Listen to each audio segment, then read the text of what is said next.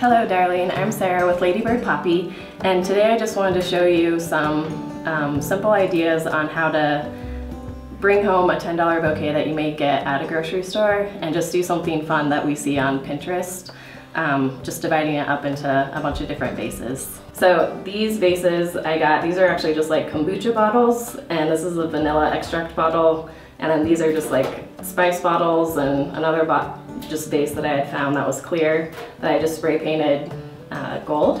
So there's lots of options that you can do with just finding eclectic different things. You can go to thrift stores or even just at Target or Walmart. It's easy to find little jars, but I always like recycling things.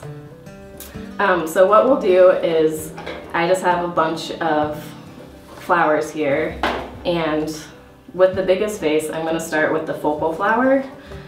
And this is a sunflower, so you just want to give it a sharp cut, and it's good to have it at an angle too so that it absorbs more water. And you want to make sure too that you get your flowers in water right away so that they just absorb the water and hydrate well.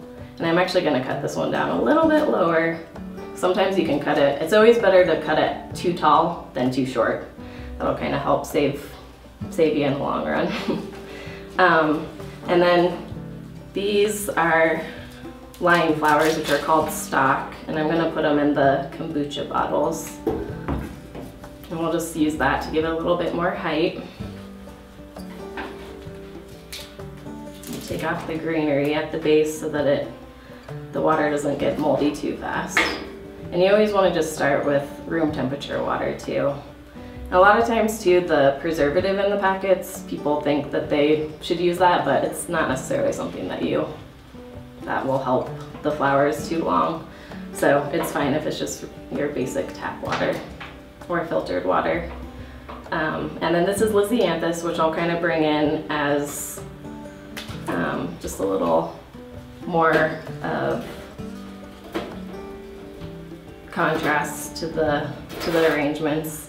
And then something fun for like these small little vases, this is called celosia, and it has a lot of different laterals on it, and a lot of times people will just throw away the bottom laterals, but with a small vase like this, it's fun to be able to just incorporate these small little guys. Be sure that you give them a fresh cut, and then we can stick them in there.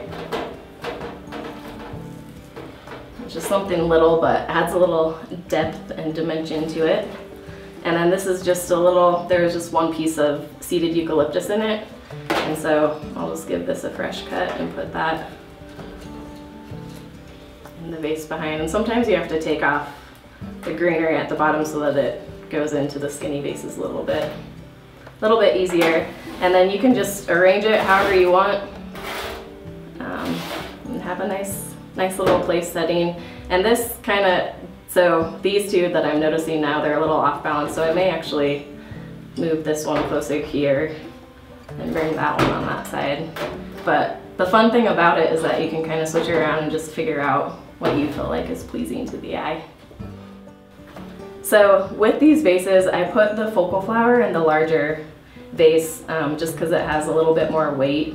And I cut it down lower, which you could, with taller vases, you can do it a little bit higher. And then since these two are the same, I just, with my eye, just decided to put the two lime flowers in with it. And then since there was one purple Littlest, I decided to put that in front as a focal and just cut it down a little bit lower. And with this look of the different style vases and different sizes, it's nice to have that different variety and just textures and depth. So you can kind of mix it around and do all different vases, different styles, and it's kind of fun just to mix and match and play with what you think looks good.